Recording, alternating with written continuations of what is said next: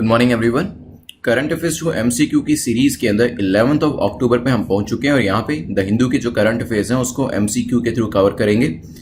Topics देख लेते हैं जो हम डिस्कस करने वाले हैं। तो वर्ल्ड फूड प्रोग्राम के बारे में देखेंगे, ओपन मार्केट ऑपरेशन इकोनॉमिक्स का क्वेश्चन है, इसको डिस्कस करेंगे।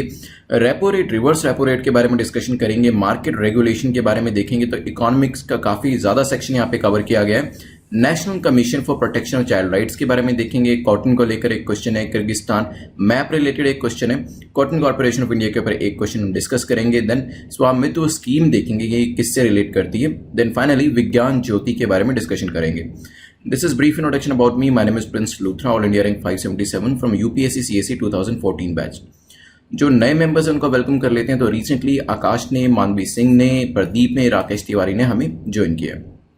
चलिए, मार्किंग स्कीम आप जानते हैं कि आपको 6 से ज़्यादा क्वेश्चन जो है वो करेक्ट करने, अगर नहीं होते तो आपको इसको दोबारा से अटेम्प्ट करना है to be in the safe zone, जब तक आपके 6 से ज़्यादा मार्क्स नहीं आते।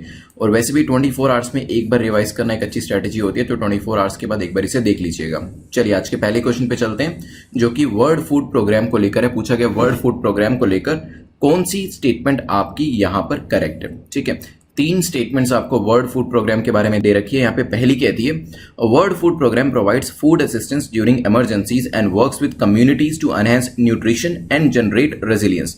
तो वर्ल्ड फूड प्रोग्राम जो है वो क्या करता है, असिस्टेंस देता है इमरजेंसी के टाइम पे वेरियस कम्युनिटीज को, ताकि न्यूट्रिशन जो है वो एनहांस किया जा सके। हेडक्वार्टर इसका जेनेवा स्विट्जरलैंड के अंदर है मे बी, और इसे एस्टैब्लिश 1961 में किया गया था। सोचिए, फिर इसको डिस्कस करेंगे। चलिए, तो रिसेंटली 2020 का जो नोबेल पीस प्राइज है वो किसको दिया गया है? नोबेल पीस प्राइज दिया गया है इस एजेंसी को, that is world food programme को। ये एक यूनाइटेड नेशन की एजेंसी है जो कि किस चीज के लिए काम करती है, इसका मेजर जो काम है वो हंगर को खत्म करना है। तो ऐसे जो कॉन्फ्लिक्ट अफेक्टेड एरियाज होते हैं वहां पर किस तरीके से जो हंगर है उसको दूर किया जाए, या फिर इस चीज की तरफ इसमें काम किया जाता है। एस्टैब्लिश कब किया गया था? 1961 में इसे एस्टैब्लिश किया गया था by FAO, that is food and agriculture organisation, और इनके साथ थी UNGA, United Nation General Assembly ने इनको मिलकर स्टार्ट किया था। फुल फ्लेज UN प्रोग्राम ये 1965 में जाकर बना था। हेडक्वार्टर इसका इटली, रोम के अंदर है। ठीक है, तो जेनेवा स्विट्जरलैंड इनकरेक्ट हो जाता है। 1961 वाली स्टेटमेंट बिल्कुल ठीक है, और मेन काम फूड असिस्टेंस जो है वो प्रोवाइड करना है ड्यूरिंग इमरजेंसी। तो पहली स्टेटमेंट आपकी अगेन करेक्ट हो जाती है। पहली और तीसरी स्टेटमेंट करेक्ट होने की वजह से आंसर आपका हो जाएगा बी। चलिए, नेक्स्ट क्वेश्चन पे चलते हैं। क्योंकि नोबेल पीस प्राइज मिला है, न्यूज के अंदर काफी मेंशन किया गया था, इसलिए इंपॉर्टेंट हो जाती है अपकमिंग एग्जाम्स के लिए। चाहे आप PCS की तैयारी कर रहे हैं या फिर आने वाले UPSC की तैयारी कर रहे हैं, पूछा जा सकता है ये क्वेश्चन आपसे। नेक्स्ट क्वेश्चन जो है पूछा गया ओपन मार्केट ऑपरेशन के बारे में कि कौन सी स्टेटमेंट इसको लेकर करेक्ट है। ठीक है, तो आप इसे पहले तो सर्कल में डालिए और अंडरलाइन कर लीजिए। It helps to control the money supply in the economy. तो ओपन मार्केट ऑपरेशन जो है ये मनी सप्लाई इकोनॉमी के अंदर कंट्रोल करने में हेल्प करती है। It is conducted by RBI by way of sale and purchase of government securities. जो गवर्नमेंट की सिक्योरिटीज होती है उसको सेल परचेज करके RBI ओपन मार्केट ऑपरेशन करता है। Central bank sells government securities to commercial bank ताकि लिक्विडिटी को इन्फ्यूज किया जा सके। सोचिए, फिर डिस्कस करते हैं।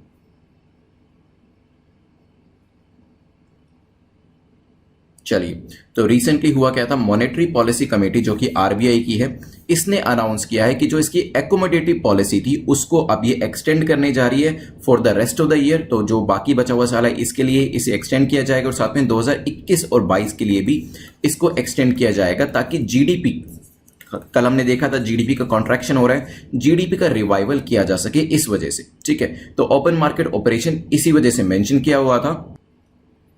ओपन मार्केट ऑपरेशन होता क्या, basically it's a quantitative measure. आपको पता है कि क्वालिटेटिव और क्वांटिटेटिव मेजर्स जो है RBI के पास रहते हैं। ठीक है, तो it is the quantitative measure जो एक मॉनेटरी पॉलिसी का टूल है, जिसको सेंट्रल बैंक, हमारा जो सेंट्रल बैंक RBI है, वो इसे यूज करता है कि इकोनॉमी के अंदर कितनी मनी सप्लाई होनी चाहिए उस चीज को कंट्रोल करने के लिए। तो पहली स्टेटमेंट बिल्कुल ठीक हो जाती है।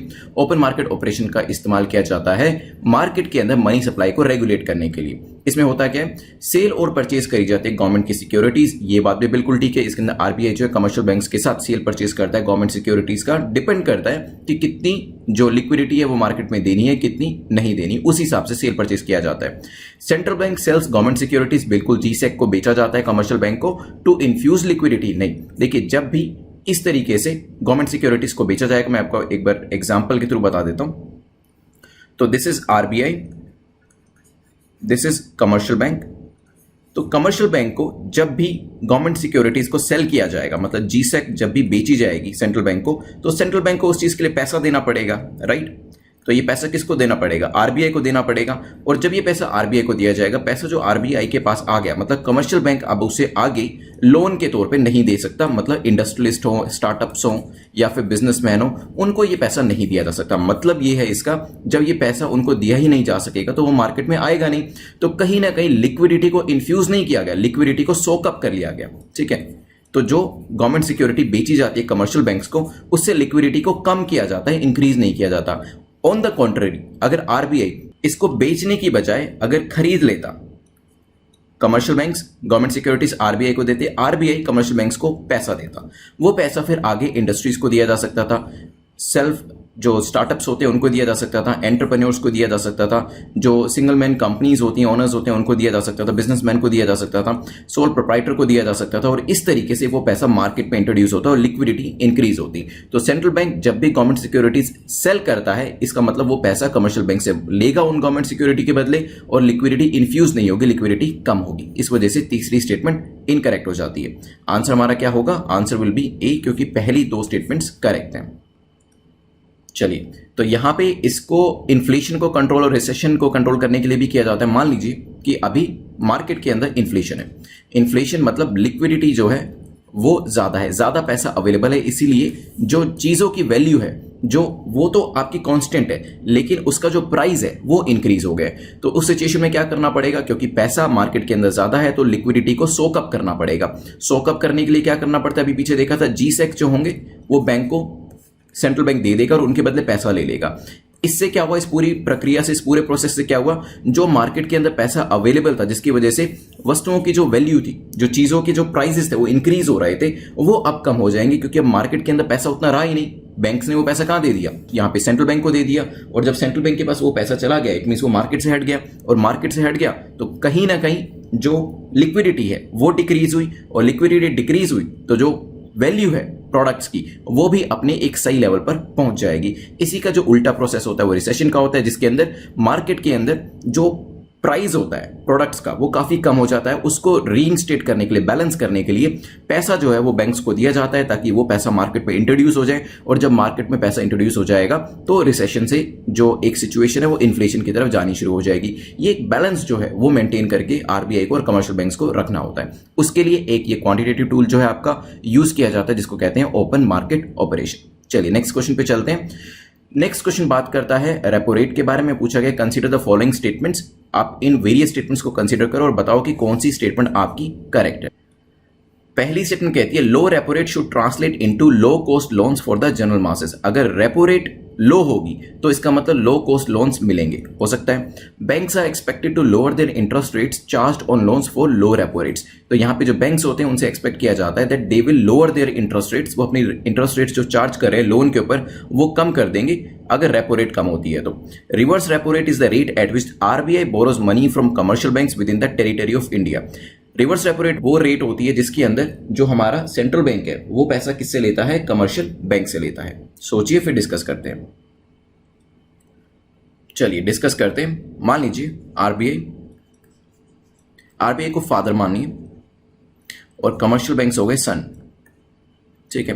तो आरबीआई जिस रेट पे पैसा देता है कमर्शियल बैंक को, मतलब फादर जिस रेट पे सन को पैसा देता है, that is called the repo rate, ठीक है। और यही चीज अगर रिवर्स हो जाती है तो उसे रिवर्स रेपो कहते हैं। मतलब जब आरबीआई पैसा दे रहा है कमर्शियल बैंक को तो वो रेपो रेट कहते हैं उसे, कि एट रेपो रेट दे रहा है। लेकिन वही सिचुएशन अगर उल्टी हो जाए, मतलब रिवर्स हो जाए, तो उसे रिवर्स रेपो रेट कहते हैं। मतलब जब यहां पे कमर्शियल बैंक्स आरबीआई को पैसा देंगे तो वो रिवर्स रेपो रेट पे देंगे, ठीक है। Reverse repo rate is the rate at which RBI borrows money. RBI borrow कर रहा है मतलब कमर्शियल बैंक उसको दे रहे हैं, तो कमर्शियल बैंक जिस रेट पे पैसा देते हैं आरबीआई को उसे रिवर्स रेपो कहते हैं। और जो स्ट्रेट अवे फंक्शन होता है जब फादर सन को देता है तो वो रेपो रेट पे देता है। ये तो हो गया कॉन्सेप्ट रेपो रेट और रिवर्स रेपो रेट का। अब दूसरा कॉन्सेप्ट समझते हैं। मान लीजिए आरबीआई कमर्शियल बैंक को पैसा दे रहा है, किस पे देगा? रेपो रेट पे देगा, और वो अभी रेपो रेट है 5%, 5% पे दे रहा है, ठीक है। ये अगर डिक्रीज हो जाए, अगर 5 की जगह 3% पे आरबीआई पैसा देना शुरू कर दे कमर्शियल बैंक को, तो क्या होगा? कमर्शियल बैंक पहले 5% पे ले रहे थे, तो आगे जो बिजनेसमैन थे, इंडस्ट्रियलिस्ट थे, उनको 6% पे दे रहे थे। यही चीज अगर अब इनको 3% पे मिलेगी, तो ये आगे कितने परसेंट पे देंगे? 4% पे देंगे। इनको अपना प्रॉफिट तो ऐड करना है बस। तो यहां पे जब 4% पे लोन मिलने लगेगा, तो ज्यादा से ज्यादा लोग लेने की कोशिश करेंगे और ज्यादा से ज्यादा लोग अपने बिजनेस को एस्टैब्लिश करने की कोशिश करेंगे। यही चीज होती है कि banks are expected to lower their interest rate. ये एक्सपेक्ट किया जाता है जब रेपो रेट, उनको खुद को जब पैसा कम रेट ऑफ इंटरेस्ट पे मिल रहा होता है, 5 की जगह 3% पे मिल रहा होता है, तो ये एक्सपेक्ट किया जाता है कि वो लोगों से ज्यादा परसेंट चार्ज नहीं करेंगे। पहले 6 कर रहे थे, तो अब 4 करेंगे।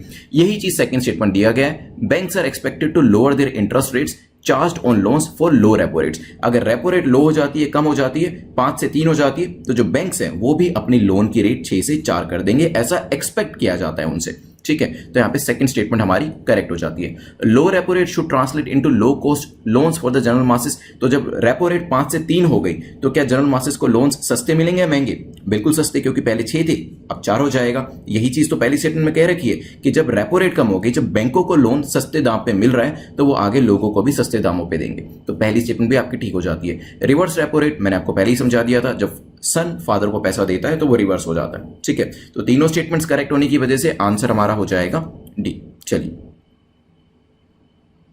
ये सेम चीज दे रखी है, हम डिस्कस कर चुके हैं इसको। नेक्स्ट क्वेश्चन पे चलते हैं। क्वेश्चन नंबर 4 बात करता है कि 2 स्टेटमेंट्स आपको दे रखी हैं, आपको बताना है कौन सी स्टेटमेंट करेक्ट है। पढ़ते हैं वन बाय वन कौन सी स्टेटमेंट में क्या दिया हुआ है। पहली स्टेटमेंट कहती है self preferencing involves action by an undertaking which are design to favour its own products और service over those of its competitors. Self preferencing उसको कहते हैं जिसमें ऐसे एक्शन लिए जाते हैं किसी ऑर्गेनाइजेशन के द्वारा जो अपने प्रोडक्ट्स को दूसरों के ऊपर रखती है। ठीक है, तो ज्यादा वेटेज देती है। Exclusionary conduct is a conduct that creates or maintains a monopolistic market by providing free market. तो एक्सक्लूजनरी प्रोडक्ट्स में क्या होता है? बेसिकली इसमें कंडक्ट होता है जिसमें मोनोपोलिस्टिक मार्केट को मेंटेन किया जाता है और फ्री मार्केट जो होता है वो प्रोवाइड करी जाती है। सोचिए, बिल्कुल ध्यान से पढ़िएगा, फिर इसको डिस्कस करेंगे। चलिए डिस्कस करते हैं। तो रिसेंटली हुआ क्या है, यूएस हाउस ऑफ रिप्रेजेंटेटिव ने एक पैनल बनाया है और इसमें कहा गया कि जो बिग टेक्नोलॉजी जाइंट्स हैं, बिग टेक जाइंट्स कौन कौन से हैं? अमेजॉन हो गया, एप्पल, गूगल, फेसबुक, इनके अंदर इन्वेस्टिगेशन की बात करी गई है। कहा गया कि देखिए कि किस तरीके से बिग टेक्नोलॉजी कंपनीज जो है इनको ब्रेकअप किया जा सकता है। बिकॉज अभी हो क्या रहा है, ये काफी सारी कंपनीज जो है वो एक्विजिशन और मर्जर में चली गई हैं। ये ऐसी ऐसी स्ट्रेटजीज को यूज करते हैं कि इनके जो कंपेटिटर्स हैं वो सर्वाइव ही ना कर पाए। किस तरीके से? सबसे पहले तो सेल्फ प्रेफरेंसिंग करती है, अपने ही प्लेटफॉर्म के ऊपर अपनी ही चीजों को ये सपोर्ट करेंगे। जैसे कि अगर किसी का अपना ऐप स्टोर है तो वहां पर अपनी एप्स को ज्यादा दिखाने की कोशिश करी जाएगी। अपना अगर किसी का सोशल मीडिया प्लेटफॉर्म है तो वहां पे अपनी एडवर्टीजमेंट ज्यादा करने की कोशिश करी जाएगी। इस तरीके से अगर किसी का अपना एक सेलिंग वेबसाइट है, मान लीजिए अमेजोन ही है, तो वहां पे कोशिश करी जाएगी कि अपने प्रोडक्ट्स जो ज्यादा से ज्यादा सामने लगाए जाए, उनको रेटिंग्स अच्छी दी जाए ताकि वो प्रोडक्ट ज्यादा सेल हो। ठीक है, तो ये सेल्फ प्रेफरेंसिंग होता है, ये बिल्कुल ठीक है। कंपेटिटर के कंपैरिजन में अपने आप को यहाँ पे प्रेफरेंस देना, फर्स्ट स्टेटमेंट हमारी करेक्ट हो जाती है। इसके अलावा एक चीज और भी ये करते हैं, वो कहते हैं प्रेडेटरी प्राइसिंग। आपने जरूर इसके बारे में पढ़ा होगा, मेंस के अंदर लिखिएगा इसको जरूर, इस तरीके के टर्म्स को। प्रीडेटरी प्राइसिंग में क्या होता है, प्राइस इतना कम रखा जाता है कि जो कंपेटिटर है वो सरवाइव ही ना कर पाए, क्योंकि ऐसी कंपनीज के पास पैसे की तो कमी नहीं है। इवन जो नए स्टार्टअप्स होते हैं उनके पास भी पैसे की कमी नहीं होती है, बहुत ज्यादा पैसा उनके पास इन्वेस्टमेंट और फंडिंग जो होती है वो अवेलेबल रहती है। इसी वजह से प्रीडेटरी प्राइसिंग को वो यूज करते हैं ताकि जो कंपेटिटर्स हैं वो कितने टाइम तक लॉस में अपनी कंपनी को चला लेंगे, 1 साल, 2 साल, 3 साल, और ये इस वजह से यूज किया जाता है ताकि इवेंचुअली द कंपेटिटर्स वो डाई आउट हो जाए और फिर उसके बाद मोनोपोलिस्टिक एक प्रैक्टिस ये स्टार्ट करें, अपनी इनकी खुद की मोनोपोली हो और कोई भी इंडिविजुअल या फिर कोई भी दूसरी कंपनी इनके सामने ना आ पाए, ताकि बाद में जितना भी इनको प्राइस चार्ज करना है वो ये कर पाए। इसके अलावा एक्सक्लूजनरी कंडक्ट भी इनकी एक स्ट्रेटजी होती है। इसमें क्या होता है, ये कंडक्ट होता है जिसमें ये मोनोपोली पावर अपनी क्रिएट कर लेते हैं ताकि कंपेटिटर्स को हार्म किया जा सके, कंपेटिटर्स को डिसएडवांटेज में रखा जा सके। तो exclusionary conduct is a conduct that creates और मेंटेन ए मोनोपोलिस्टिक मार्केट, बिल्कुल ठीक है। लेकिन कैसे किया जाता है, बाय प्रोवाइडिंग फ्री मार्केट्स? नहीं, तीसरी स्टेटमेंट इनकरेक्ट हो जाती है, क्योंकि अगर फ्री मार्केट प्रोवाइड करने लगेंगे तो उसमें तो कोई भी प्लेयर एंटर कर जाएगा और वही ये चीज नहीं चाहते हैं। तो ये अपनी मोनोपोली चाहते हैं। मोनोपोली जो मोनोपोलिस्टिक मार्केट होती है, फ्री मार्केट, तो दोनों ही पोलर अपोजिट होती हैं। इस वजह से तीसरी स्टेटमेंट तो वैसे ही गलत हो जाती है। आंसर क्या हो जाएगा, बी, क्योंकि सिर्फ फर्स्ट स्टेटमेंट हमारी करेक्ट है। चलते हैं नेक्स्ट क्वेश्चन के ऊपर, विच इज क्वेश्चन नंबर 5। बात क्या करता है, national commission for protection of child rights के बारे में, एनसीपीसीआर के बारे में पूछा गया। कौन सी स्टेटमेंट आपकी यहां पर करेक्ट है, ठीक है। तो आपको सही स्टेटमेंट बतानी है इसके बारे में। पहली कहती है it is a statutory body जिसको 2007 में सेटअप किया गया था। It is under the administrative control of ministry of social justice and empowerment के अंडर आती है ये। It monitors the implementation of protection of children from sexual offences act. तो इसका जो बेसिक मॉनिटरिंग का एरिया होता है वो होता है कि किस तरीके से सेक्सुअल ऑफेंसेस का एक्ट है इसकी जो इम्प्लीमेंटेशन हुआ है उसकी मॉनिटरिंग करने में ये इसका बेसिक ऑब्जेक्टिव रहता है। सोचिए फिर डिस्कस करते हैं। चलिए, तो न्यूज में क्यों होती है? बिकॉज रिसेंटली सुप्रीम कोर्ट ने एक रिस्पॉन्स मांगा है एनसीपीसीआर से, that is national commission for protection of child right से। तो यहां पे क्या इसको 2007 में सेटअप किया गया था? तो पहली स्टेटमेंट आपकी बिल्कुल ठीक है, 2007 में इसको सेटअप किया गया था। It comes under administrative control of ministry of women and child development, ठीक है। तो सोशल जस्टिस एम्पावरमेंट के अंदर नहीं आती है, सेकंड स्टेटमेंट इनकरेक्ट हो जाएगी।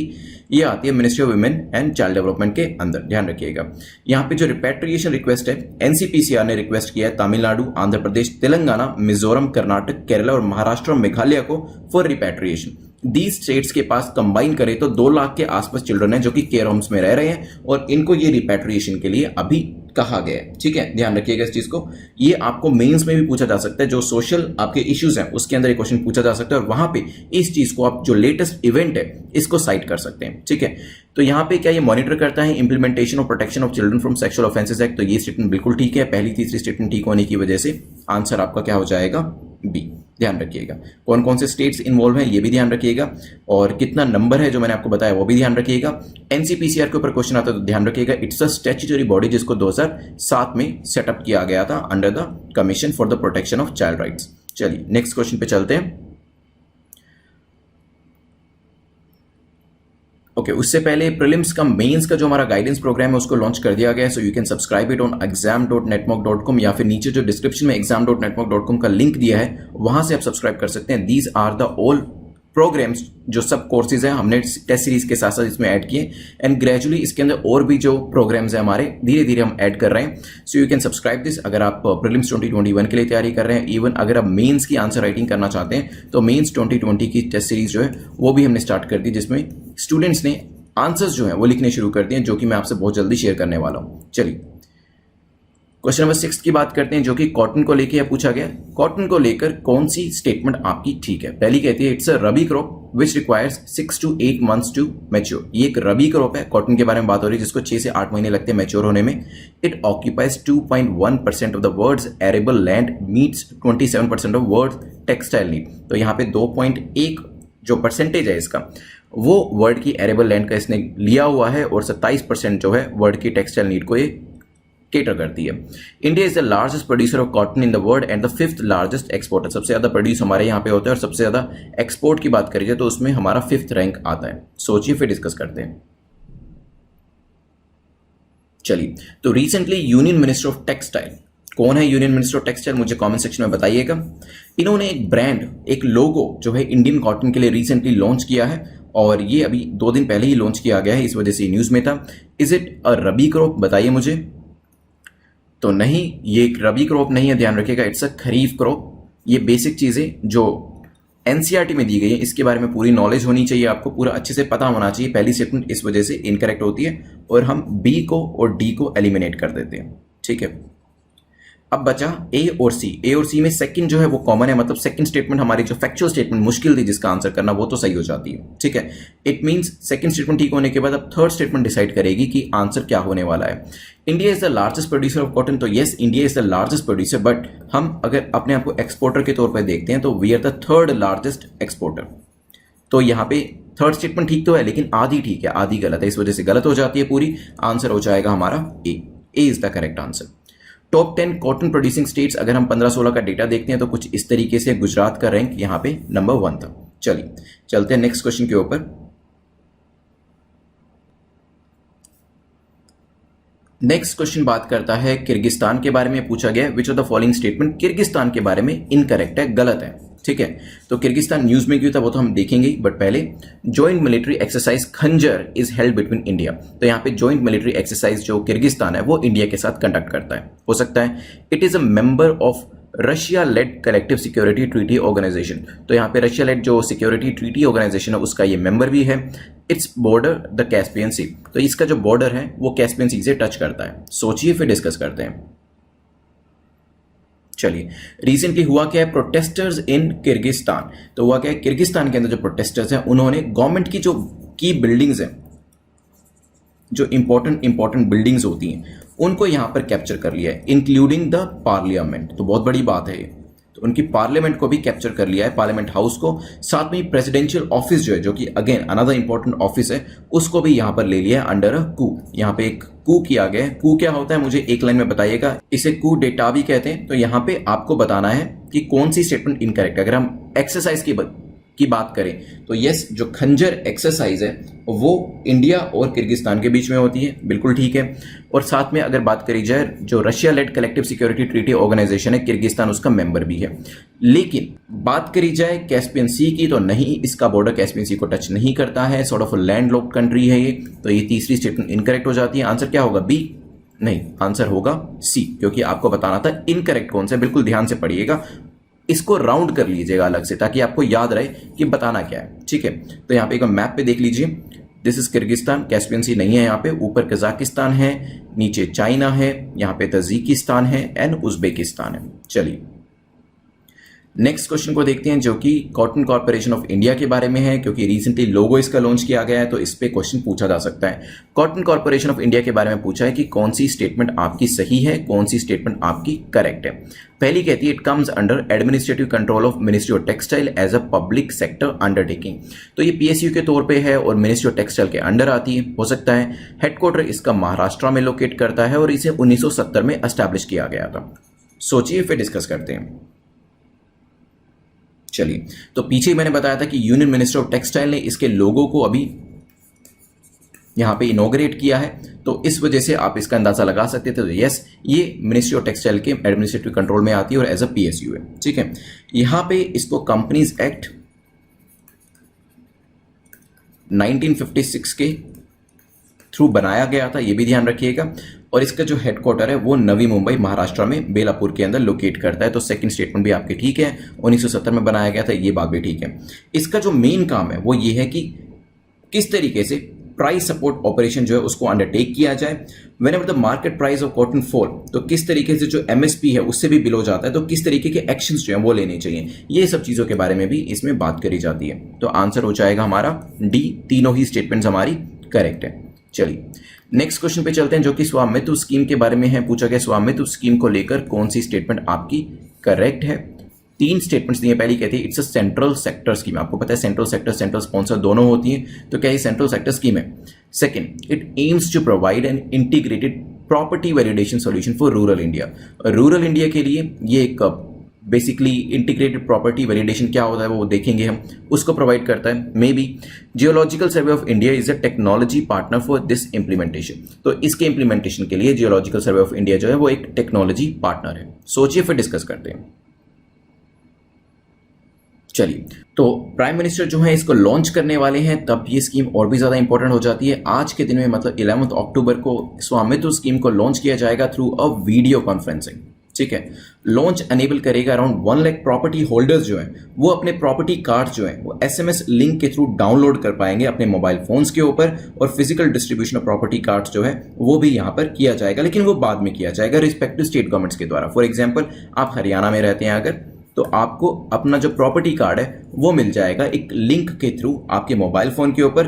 उसके बाद जो हार्ड कॉपी होगी वो आपको स्टेट गवर्नमेंट से मिल जाएगी, ठीक है। स्वामित्व की फुल फॉर्म है survey of villages and mapping with improvised technology in village areas. ये एक सेंट्रल सेक्टर स्कीम है जिसको नेशनल पंचायती राज डे 24 अप्रैल जो अभी कोविड के टाइम पे हमने सेलिब्रेट किया था 2020 को, इसको हमने यहाँ पे लॉन्च किया था, ठीक है। तो यहाँ पे पहली जो स्टेटमेंट है it's a central sector scheme, बिल्कुल ठीक है।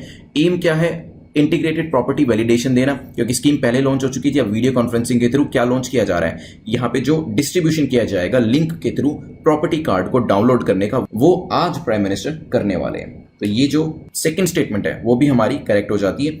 एम मैंने इसका बता ही दिया है, लेकिन क्या आपको लगता है इसका इंप्लीमेंटेशन इस पर्टिकुलर एजेंसी के द्वारा, जियोलॉजिकल सर्वे ऑफ इंडिया के द्वारा किया जाएगा? सोचिए क्या ये करेक्ट होगा। नहीं, क्योंकि मिनिस्ट्री ऑफ पंचायती राज जो है वो इसका इम्प्लीमेंटेशन जो है वो करेगी। तो आंसर क्या हो जाएगा हमारा? Answer will be B. पहली दो स्टेटमेंट्स हमारी करेक्ट है। चलिए, तो यहाँ पे डिस्ट्रीब्यूशन ऑफ प्रॉपर्टी कार्ड जो है वो आज लॉन्च किया जाएगा सुबह 11 बजे। चलिए, आज के लास्ट क्वेश्चन पे चलते हैं। लास्ट क्वेश्चन विज्ञान ज्योति इनिशिएटिव के बारे में पूछा गया कि ये पर्टिकुलर इनिशिएटिव जो है इसका ऑब्जेक्टिव क्या है, किस चीज के लिए एम करता है? क्या ये आर्टिफिशियल इंटेलिजेंस को की जो रीच है इसको इंक्रीज करने के लिए है, लर्निंग अमंग गर्ल स्टूडेंट्स के अंदर लर्निंग को इंक्रीज करने को लेकर है, कोविड-19 को फाइट करने को लेकर है, या फिर किसी और ही चीज से रिलेट करता है? सोचिए, फिर डिस्कस करते हैं। चलिए, तो रिसेंटली डीएसटी मतलब department of science and technology ने IBM international business machine corporation के साथ यहाँ पे एक टाई अप किया है और कहा है कि कोलैबोरेट करेंगे ताकि विज्ञान ज्योति का जो इनिशिएटिव है इसको स्केल अप किया जा सके। इसे डीएसटी ने 2019 में लॉन्च किया था और इसका मेन मकसद था कि जो साइंस लर्निंग है स्पेसिफिकली, वैसे तो गर्ल स्टूडेंट्स के अंदर लर्निंग को इंक्रीज करना है, लेकिन more specifically science and technology engineering, जिसको हम स्टेम कहते हैं, science technology engineering and mathematics. तो यूजुअली जो गर्ल्स हैं वो साइंस टेक्नोलॉजी इंजीनियरिंग मैथमेटिक्स जो है उनके नंबर जो है वो कम है। वहां पर नंबर ऑफ साइंटिस्ट भी आप देखेंगे जो डेटा निकल के आया है, गर्ल्स साइंटिस्ट कम है क्योंकि science and technology engineering mathematics वो कम पढ़ते हैं। ऐसा नहीं कि नहीं पढ़ते हैं, वो पढ़ते हैं, ये कोर्सेज भी लेते हैं और इनके अंदर टॉप भी करते हैं, लेकिन नंबर जो है वो कम है। उस नंबर को इंक्रीज करने के लिए science and technology engineering mathematics के अंदर उनका ये पर्टिकुलर प्रोग्राम जो है वो लॉन्च किया गया है लास्ट ईयर। और अभी इसको लेकर जो एक न्यूज थी कि ये कोलैबोरेशन किया जा रहा है IBM के साथ, उस वजह से दोबारा से इसके ऊपर क्वेश्चन बनाया गया। आंसर हमारा यहाँ पे बी हो जाएगा। चलिए, तो 10 क्वेश्चन हमारे कंप्लीट होते हैं। अब 2 मिनट के अंदर इसे रिवाइज करेंगे और फिर क्वेश्चन ऑफ द डे क्या है उसको देखेंगे और विनर ऑफ द डे को भी देखेंगे। चलिए, तो सबसे पहले हमने वर्ल्ड फूड प्रोग्राम के बारे में देखा था। तो यहाँ पे WFP के बारे में फूड असिस्टेंस देने की बात करी गई थी। हेडक्वार्टर इसका कहाँ पे था? इटली, रोम में। याद रखिएगा, फूड के बारे में बात हो रही है। फूड मतलब इटली या फिर इडली, इस तरीके से। जैसे इटली देखेंगे, इडली आपको याद आएगा और फूड याद आएगा तो आपको इसका हेडक्वार्टर भी याद आ जाएगा। 1961 में इसे स्टैब्लिश किया गया था। बिल्कुल ठीक है। अभी नोबेल पीस प्राइज मिला है, इस वजह से इसके ऊपर क्वेश्चन जो है बनाया गया था। ओपन मार्केट ऑपरेशन मैंने आपको अच्छे से एग्जांपल के थ्रू दिखाया था कि किस तरीके से RBI सेल और परचेज करता है government securities various commercial banks के साथ। देन नेक्स्ट डिस्कशन हमारा हुआ था रेपो रेट को लेकर। रेपो रेट कम होगा तो खुशी की बात है क्योंकि वहां पर जो लोन्स है वो सस्ते होंगे और जो इकोनॉमी के अंदर लिक्विडिटी है वो आ जाएगी। इसके बाद डिस्कशन हमारा हुआ था सेल्फ प्रेफरेंसिंग के बारे में, प्रेडेटरी प्राइसिंग के बारे में, एक्सक्लूजनरी कॉन्डक्ट के बारे में। तो यहाँ पे US हाउस ऑफ रिप्रेजेंटेटिव ने एक पैनल बनाया है ऐसे बिग जाइंट्स के अगेंस्ट में। फिर हमने NCPCR के बारे में देखा था। 2007 में इसको सेटअप किया गया था और इंप्लीमेंटेशन किस चीज का किया जाता है वो भी बताया था। Ministry of women child and development के अंडर ये आता है, ध्यान रखिएगा। Then we discussed about the program. उसके बाद डिस्कशन हमारा हुआ था कॉटन को लेकर। तो यहाँ पे न्यू लोगो था वो लॉन्च किया गया है। खरीफ क्रॉप है, ध्यान रखिएगा। We are the largest producer and the 3rd largest exporter. Various state wise ranking जो थी वो भी हमने यहाँ पर देखी है। किर्गिस्तान की यहाँ पे सिचुएशन जो कूड अटैक हुआ है इसके लिए हमने देखा था। जॉइंट मिलिट्री एक्सरसाइज खंजर हम करते थे और रशिया लेड एक ग्रुप के अंदर भी ये मेंबर है। कैस्पियन सी इसमें नहीं अवेलेबल है यहाँ पर। फिर कॉटन कॉर्पोरेशन ऑफ इंडिया के बारे में देखा था। PSU 1970 के बारे में। कंपनीज एक्ट 1956 में रजिस्ट्रेशन हुआ था और administrative control ministry of textile का होता है। नवी मुंबई में हेडक्वार्टर लोकेट करता है। देन क्वेश्चन नंबर 9 में हमने देखा था स्वामित्व के बारे में। तो अभी आज लॉन्च होने वाले हैं 11 बजे। इसके रिगार्डिंग जो कार्ड्स हैं जो डाउनलोड किए जाएंगे प्रॉपर्टी होल्डर्स के द्वारा और बाद में जो स्टेट गवर्नमेंट है वो उनको हार्ड कॉपी भी दे देगी यहाँ पर। देन इंप्लीमेंटेशन एजेंसी जो है वो है ministry of Panchayati Raj. Last में हमने डिस्कस किया था विज्ञान ज्योति इनिशिएटिव। लड़कियों के अंदर जो स्टेम है that is science technology engineering mathematics, इस चीज को बढ़ावा देने के लिए ताकि आगे आने वाले टाइम में जो नंबर अभी गर्ल्स साइंटिस्ट का कम है वो 50-50 इक्वल हमें आगे देखने को मिले। चलिए, 10 क्वेश्चन हमारे कंप्लीट होते हैं। और अगर आप में से कोई भी लोग अनअकैडमी का सब्सक्रिप्शन लेना चाहते हैं तो PL10 कोड यूज कर लीजिएगा। इट इज माई कोड, सो आपको 10% डिस्काउंट मिल जाएगा। क्वेश्चन जो आंसर आपको करना है वो करना है एल्बिडो का। तो एल्बिडो हमने कल डिस्कस किया था। बताइएगा एक लाइन में एल्बिडो क्या होता है, कमेंट सेक्शन में जरूर बताइएगा। और जो लास्ट टाइम क्वेश्चन पूछा था सुकृत समीर ने करेक्ट आंसर दिया है। वो सबसे अच्छी बात यह है कि इन्होंने फर्स्ट अटेम्प्ट में 6 स्कोर किया और उसके बाद रिवीजन टाइम में 10 आउट ऑफ 10 स्कोर किया। सो कांग्रेचुलेशन सुकृत। आप नेटमॉक प्रेप पे आप हमें मेल करके बता दीजिएगा कि जो PDF आपको चाहिए वो हिंदी में चाहिए या इंग्लिश में। जो भी आपने स्कोर किया है कमेंट सेक्शन में जरूर लिखिएगा, कितना भी चाहे 0 भी क्यों ना स्कोर किया। और अगर आप दोबारा से रिवाइज करके 10 आउट ऑफ 10 ले आते हैं तो अपने पुराने स्कोर को एडिट कर दीजिएगा। इस पर्टिकुलर लेक्चर की पीडीएफ आपको टेलीग्राम चैनल पर मिल जाएगी। कोई भी डाउट होता है तो वहां पर आप मुझसे पूछ सकते हैं या फिर प्रिंस लूथरा सर्च कर सकते हैं। @प्रिंस लूथरा पे डायरेक्टली भी मुझसे टेलीग्राम पे मैसेज मुझे भेज सकते हैं। बेल आइकन को प्रेस कर दीजिएगा ताकि नोटिफिकेशन आपके मिस ना हो। Thanks for watching, see you tomorrow.